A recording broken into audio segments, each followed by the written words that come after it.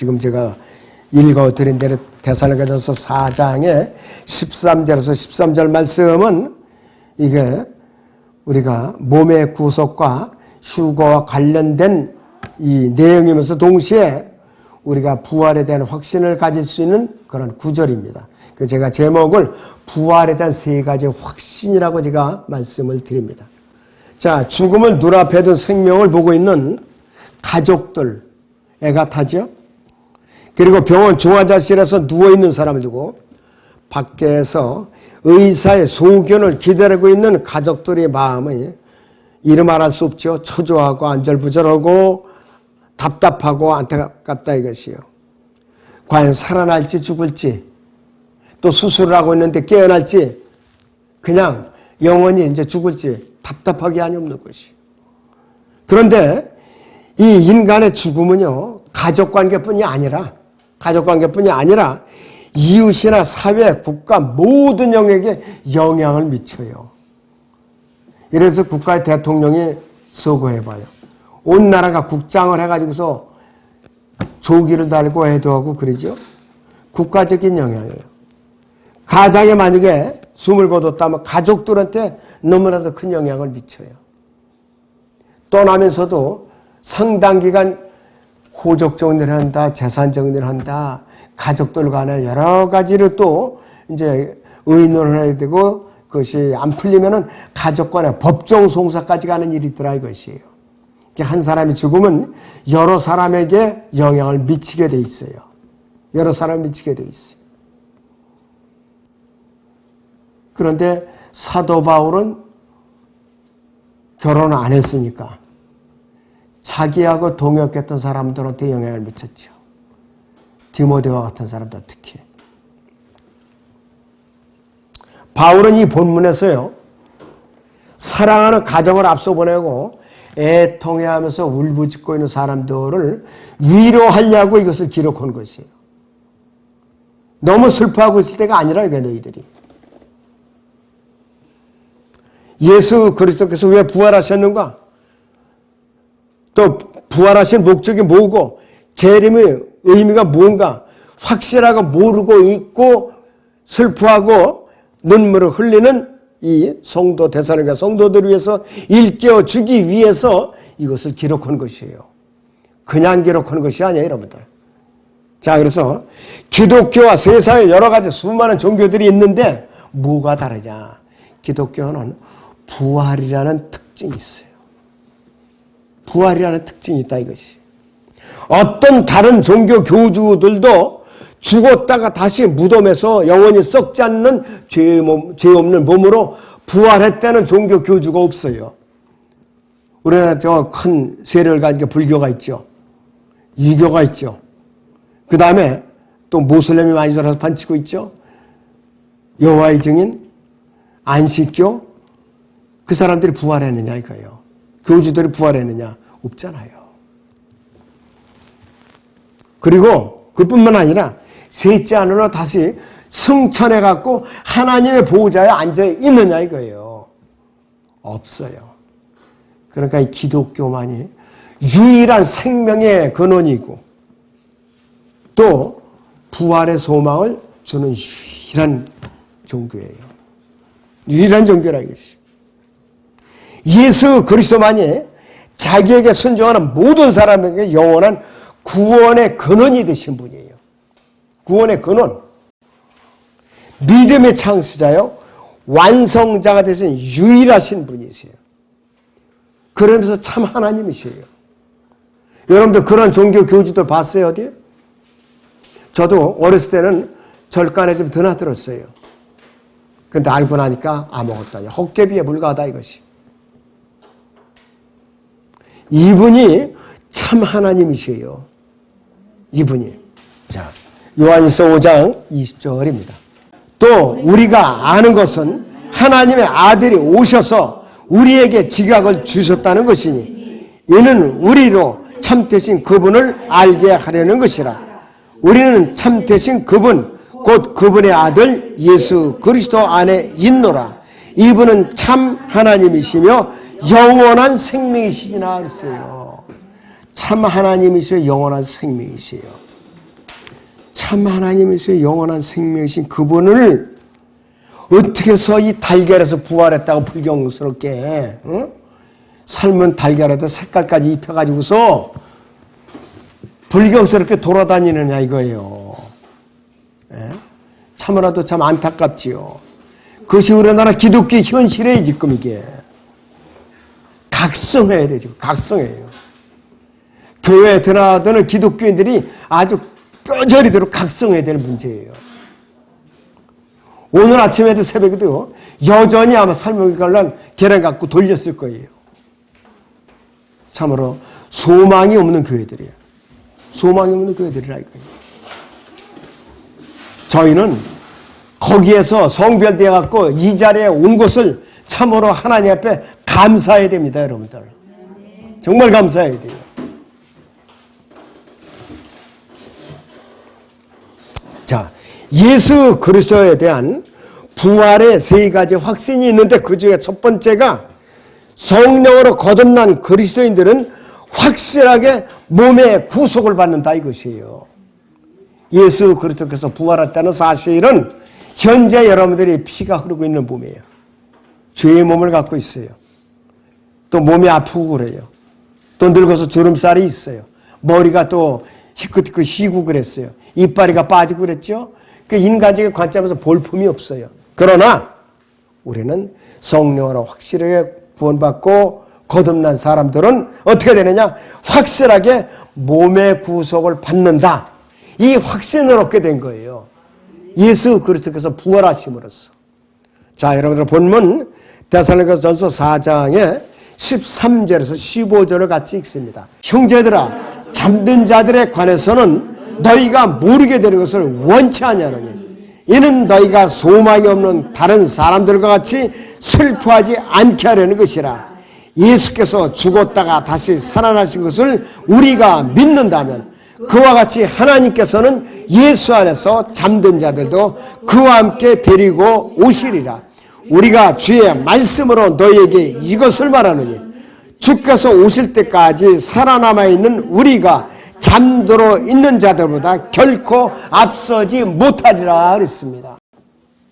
지금 예수님을 믿고 수명대로 살다가 죽어서 땅에 장사돼서 묻히고 있는 사람들은 이 성경적으로 죽었다고 말하지 않아요. 잠들어 있다고 그래요. 근데 그들이 우리보다 빨리 부활을 해 먼저. 몸의 구속을 입어요. 그러고 나서 우리가 순간적으로 살아있는 몸이 예수님과 같이 천사의 몸과 똑같이 순식간에 변화되는 것이에요. 몸의 구속을 우리는 확실히 받는 약속이 이렇게 보장되어 있더라 이거예요. 주님이 부활하셨다는 사실은. 거듭난 성도로서 이 세상을 떠나서 셋째 하늘에 이 낙원으로 간 성도들이 혼은 결코 죽는 것이 아니라 영원히 산다 이거예요. 여호와의 증인처럼 무덤에 묻히면 끝이라 그러면 그건 큰일 나는 거예요. 여호와의 증인은 무덤에 묻히면 끝나는 거예요. 그들은 지옥을 안 믿니까 아주 큰일 날 소리라고 이것이. 누구든지 예수 그리스도를 개인의 구세주로 믿고 영접하면은 그 순간에 그 사람의 이름이 하늘에 있는 생명체에 기록이 되면서 그의 영이 셋째 하늘로 곧바로 가지요. 그리고 그 사람의 몸 안에 성령께서 들어오셔서 성전으로 삼으셔요. 성령의 전이 되는 것이에요. 여러분들 눈에 보이는 교회 건물이 성전이 아니에요. 여기도 순복음같이 어느 교회도 그걸 닮아가지고서 어디치 성전 어디치 성전 또 이렇게 부르더라고요. 분당에는 어디 교회가 좀 커지니까 어디 또 지성전이라고 이렇게 부르더라고요. 아니, 예수님의 몸이 나뉘었어요. 나뉠 수가 없는데도 그러는 엉터리 소리를 하고 있는 거예요. 예수님의 몸은 여러분들이에요. 여러분들. 여러분들의 몸 안에 성령이 계시니까 여러분들이 걸어다니는 성전입니다. 보이는 교회는 건물에 불과한 것이에요. 다른 용도로 쓰면 그대로 그날로 용도 변경이 되는 것이에요. 그래서 여러분들이 몸은 성전이기 때문에 용도 변경이 될 수가 없어요. 언제까지 영원토록요. 용도 변경이 불가능해요. 우리 지하는 지금 현재 사무실로 용도 변경이 되어 있는데 어느 때라도 개종하면 다른 걸로 또 용도 변경을 할 수가 있어요. 세상적인 방법으로 이 이 성도들의 몸은 용도 변경이 불가능하다 이거예요. 여러분들은 그런 절대 특권을 갖고 있어요. 아무도 여러분들의 몸은 용도 변경을 할 수가 없다. 왜 그런가? 성령으로 인체 성전이고 예수 그리스도의 몸이 지체이고 그분의 신부라 이거예요.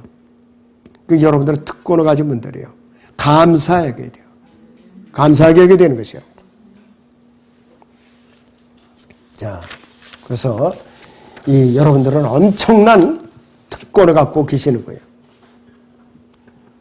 거듭난 사람의 혼은요, 내가 구원받는 순간에 예수 그리스도의 보혈로서 혼의 구속을 받아야 돼요. 그런데 아직까지도 혼의 구속을 받지 않고 교회에 다니는 사람들은 허다하게 많이 있어요. 허다하게 많이 있어요.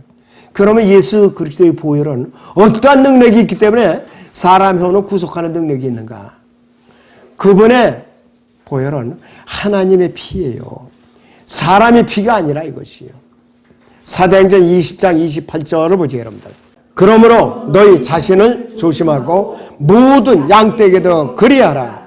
이들을 위하여 성령께서는 너희를 감독자들로 세우셨으며 하나님께서 자신의 피로 사신 하나님의 교회를 돌보게 하셨느니라 이것이요.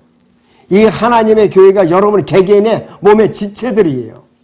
여러분들이 하나님의 몸이라 이거예요. 이 몸을 예수 그리스도께서 하나님의 피로 사셨어요. 예수 그리스도께서 인간의 피로 태어나신 분이 아니에요. 하나님의 피를 갖고서 동정녀 마리아의 몸에서 성령으로 잉태했고 태어나신 분이에요. 인간의 씨로 태어난 사람이 아니에요. 요셉은 양아버지예요. 예수님께서는 동정녀 마리아의 태아만 빌렸을 뿐이에요. 그래갖고 인간의 몸으로 태어났기 때문에 인자라고 부르죠. 사람의 아들이라고 불러요. The son of man이라고 그래가지고. 근데 그분이 어떤 분이냐면은 메시아 왕이세요. 초림 때 어린 양으로 오신 분이에요. 선지자로 오신 분이에요. 초림과 재림 때에 이 땅을 밟고 계실 분이에요. 앞으로 이 땅을 천년간 통치하실 때도 인자의 이름으로 오셔갖고 인자 이름으로 통치하신다 이거예요. 보통 이름이 아니에요. 이게 인자라는 이름이. 사람들은 의미도 모르고 인자가 되신 예수 그리스도. 당신 거듭나실 수 없고 물어보면은 그 찬송을 열심히 부르는데도 거듭나질 않았더라 이거예요. 이것이 오늘날 교회의 희원주소입니다. 여러분들 지금 그런 분이 없어요. 지금 다행이에요. 감사하죠.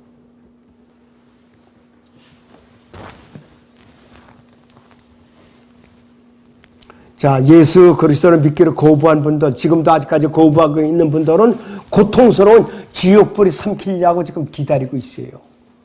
누구누구 좀 불쌍하다 어쩌다 봐주는 것이 아니에요. 지옥은 인정사정 없어요. 한번 나락으로 떨어지면 그냥 얼마든지 집어삼켜요.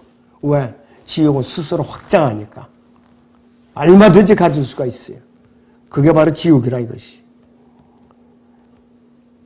자, 우리는 욥기를 통해서 또 교훈을 배워줘야 돼요. 욥기 19장 거기 25절 26절을 보죠.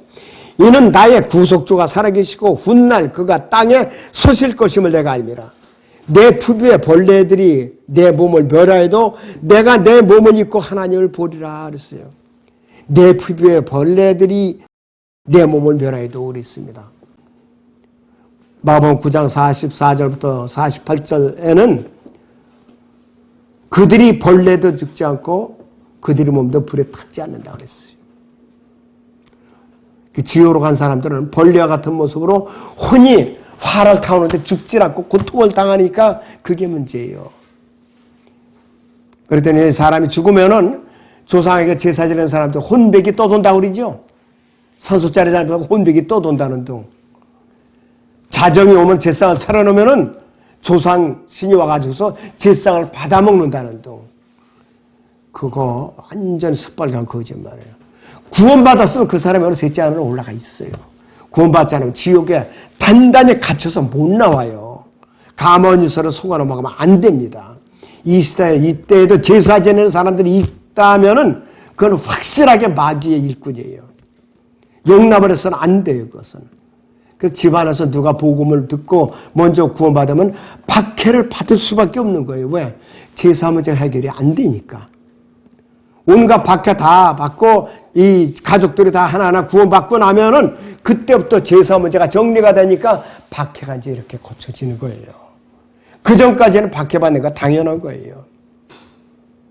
당연한 거라 이것이.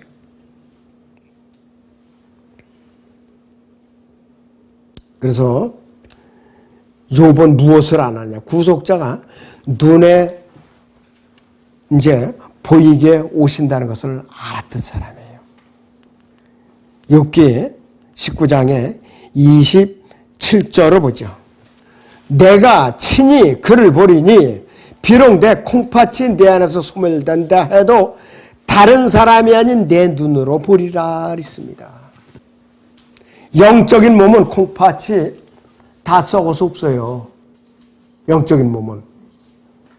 그런데 여전히 사람과 같이 살아생전의 몸과 같이 눈, 코, 귀, 입 다 제 기능을 감각을 느낄 수가 있는 거예요. 영적으로 부활한 몸 자체가. 그리고 죽은 사람을 보면 부활시킬 수도 있고 또 이 화장을 했을지라도 몸은 영을 결합시키고 뼈도 다시 결합시킬 수가 영적인 뼈를 결합시킬 수가 있는 몸이라 이거예요. 그런데 피가 없어요. 부활하신 예수님 피가 없죠. 우리도 부활하면요 피가 없어야 돼요. 이 피를 갖고 셋째는 절대로 올라갈 수가 없어요. 왜? 우리는 천사들과 똑같은 몸이 되고 예수님과 똑같은 몸이 변하기 때문에 우리도 세상에는 죄의 피를 갖고 올라갈 수가 없더라 이거예요. 아담에서 우리는 죄의 피를 물려받았기 때문에 우리는 구원을 받아야 됐던 거예요. 현재는 여러분의 아담의 피가 그리고 있을지라도 약속으로 하나님의 피를 여러분들이 치유하는 바가 갖고 있는 거예요, 여러분들이.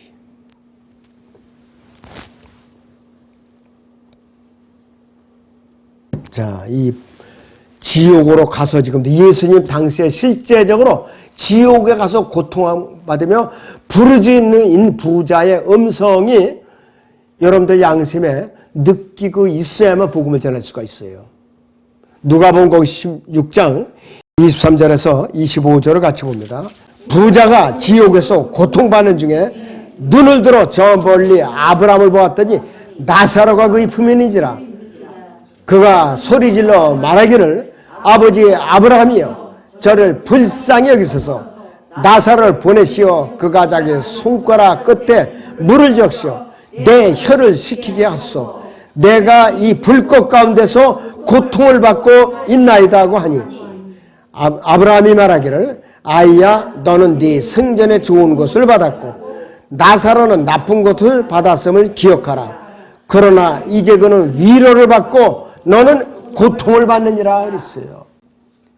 부자의 문전에서 부스러기를 이제 떨어지는 걸 주워 먹기를 바라는데 부자가 부스러기조차 주질 않았어요. 그런데 죽고 나서 사후의 세계는 세상 말로 말하면 팔자가 뒤바뀌었어요. 완전히. 그때 부자는 비풀기를 잘해야 돼요. 있을 때 베풀어야 돼요.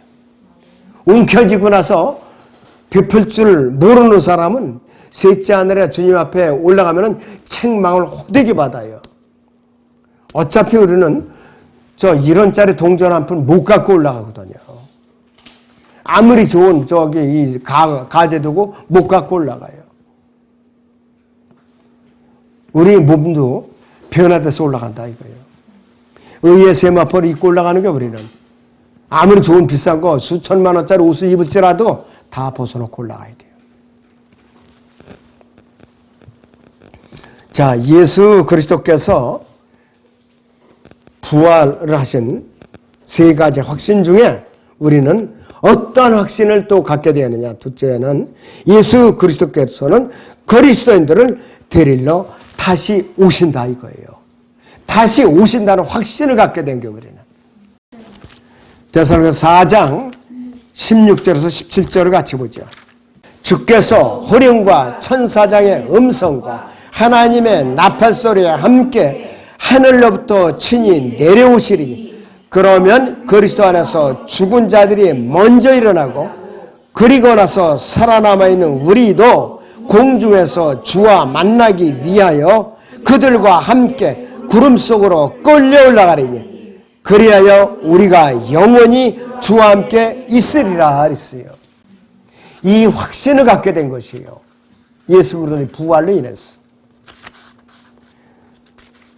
역사적인 사건이 아니라 우주적인 사건이에요. 이것이 바로. 여러분들 중에 혹시라도 집안에 애완용 개를 기르는 사람이 있을지도 몰라요. 아무리 내가 껴안고 뽀뽀해주고 잠자리에 같이 있을지라도 그 개새끼는 올라갈 수가 없어요. 사람만이 올라가요. 그래서 전도 3장에도 그렇게 나와 있죠. 짐승의 영은 밑으로 내려가고 사람의 영은 이제 위로 올라간다고 그랬어요. 사람이 그래서 만물을 다스리는 왕으로 에덴 동산에 세워주셨는데 타락을 했잖아요. 그래서 우리가 지금 이렇게 육신적 고통을 받는 거예요. 그래서 예수 그리스도께서는 성령으로 인칭을 받은 그분의 사랑하는 신부인 믿는 성도들을 위해서 반드시 다시 오신다는 약속이 부활로 인해서 확증을 해주신 거예요. 그분의 부활로 인해서 우리에게 확증을 해주셨다 이거예요. 여러분들 이런 종교 교주 봤어요? 없어요. 다른 종교 호흡이 없어요.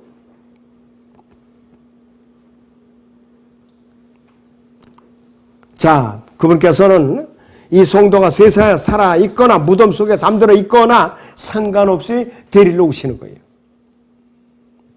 복음을 거부하고 예수 그리스도의 재림을 거부하고 조롱하는 자들에게는 엄청난 화가 미칠 거예요. 앞으로. 먼저 우리 사도 바울이 데살로니가 교회 성도들에게 보낸 편지를 통해서 우리는 엄중한 경고와 교훈을 받아야 됩니다. 데살로니가 후서 1장 8절에서 9절을 보죠. 하나님을 알지 못하는 자들과 우리 주 예수 그리스도의 복음에 순종치 아니하는 자들을 불길 가운데서 벌하시리니 이런 자들은 주의 임재와 그의 능력의 영광으로부터 떠나 영원한 멸망의 형벌을 받게 될 것이라 했습니다. 너무나도 무시무시한 경우예요. 이것이 실제적으로 이 예언이 성취될 것이에요.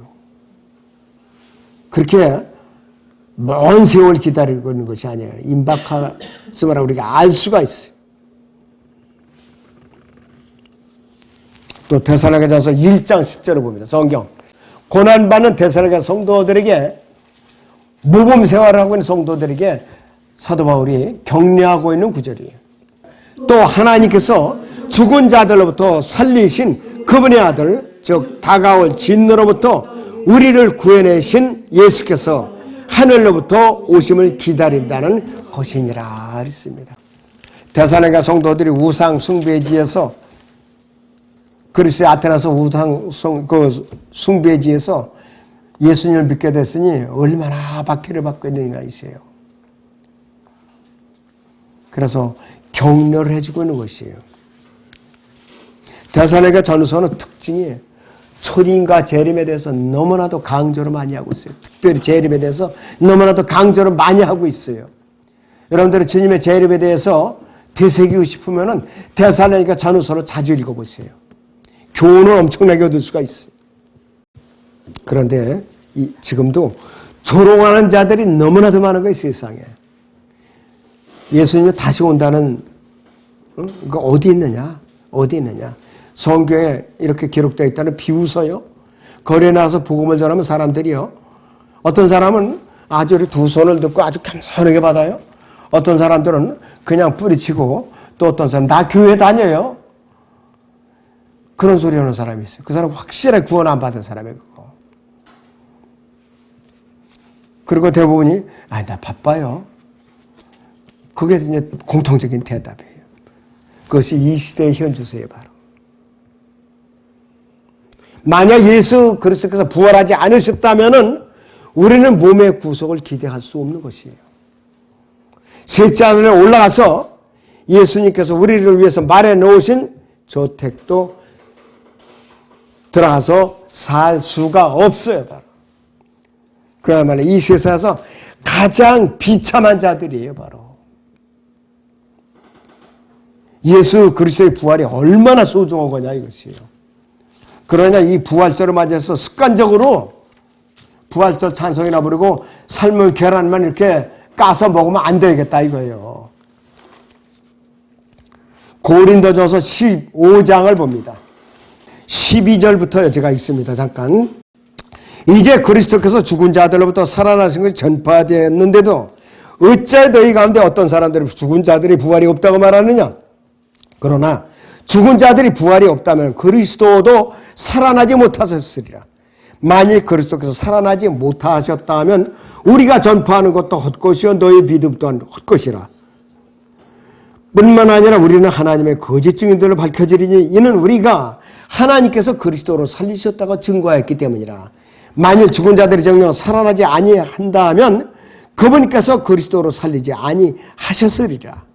만일 죽은 자들이 살아나지 못한다면 그리스도께서도 일으켜지지 못하셨으리라. 만일 그리스도께서 일으켜지지 못하셨다면 너희의 믿음도 헛되고 너희가 여전히 죄들 가운데 있는 것이라. 그렇다면 그리스도 안에서 잠든 사람들도 멸망할 것이라. 만일 그리스도 안에서 우리가 바라는 것이 오직 이 생뿐이라면, 이 세상뿐이라면 그 뜻이에요. 우리는 모든 사람 가운데서 가장 비참한 사람이라 이거예요. 그런데 그분께서 부활하셨어요. 우리는 가장 비참한 사람에서 가장 소망이 있는 사람으로 우리의 가치관이 바뀌었어요, 지금. 로마서 4장 25절을 보겠습니다, 여러분. 예수께서는 우리의 범죄함을 인하여 들여지셨고 우리의 의롭게 하심을 위하여 다시 일으켜지셨느니라.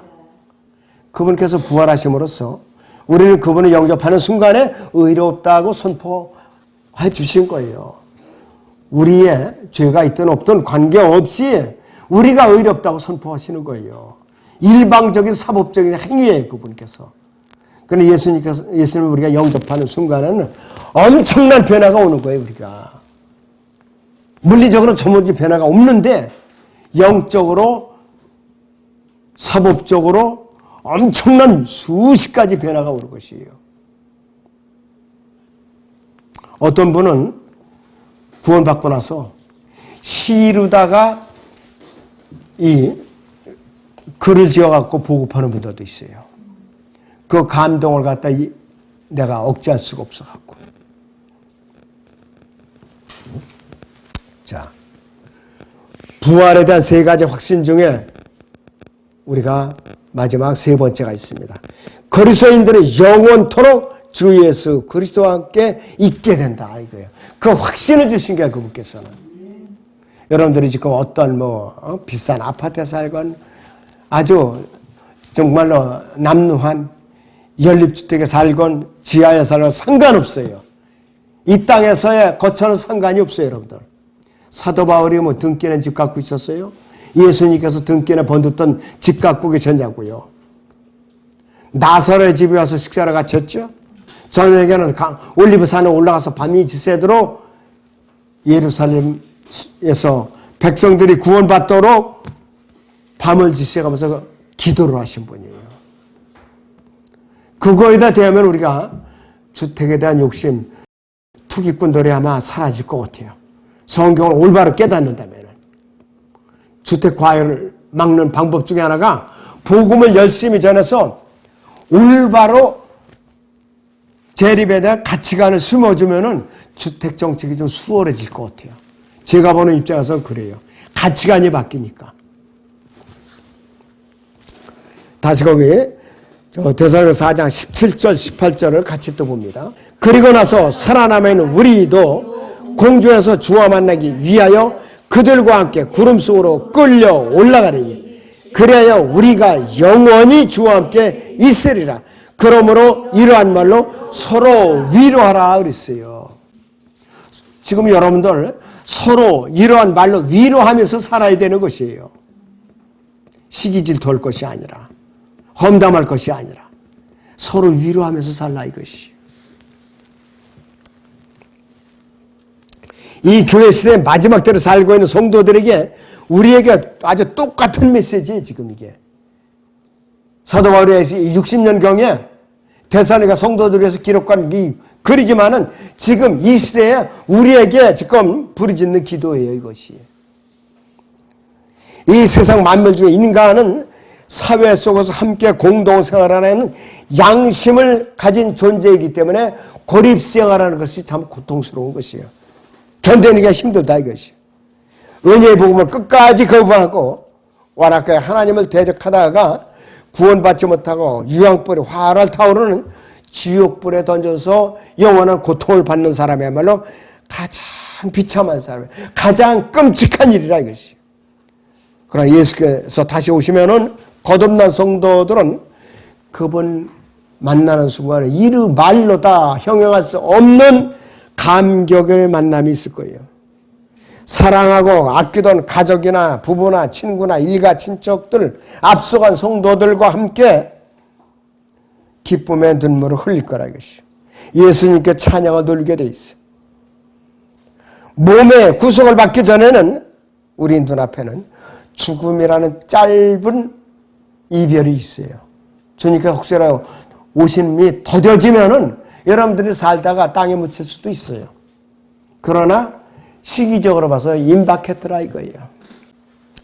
우리는 예수님을 만날 그 기간이 그렇게 길게 남을 게 아니에요. 예수 그리스도가 영원 무궁토록 함께 거하고 있을 것이기 때문에 우리는 부활의 확신에 찬 믿음을 갖다가 흔들려서는 안 돼요. 절대로. 확고부동하게 붙들어야 돼요. 여러분들. 그래서 그분의 다시 오심과 우리의 몸의 구속과 휴고를 기다리면서 늘 찬양을 드려야 되는 것이에요.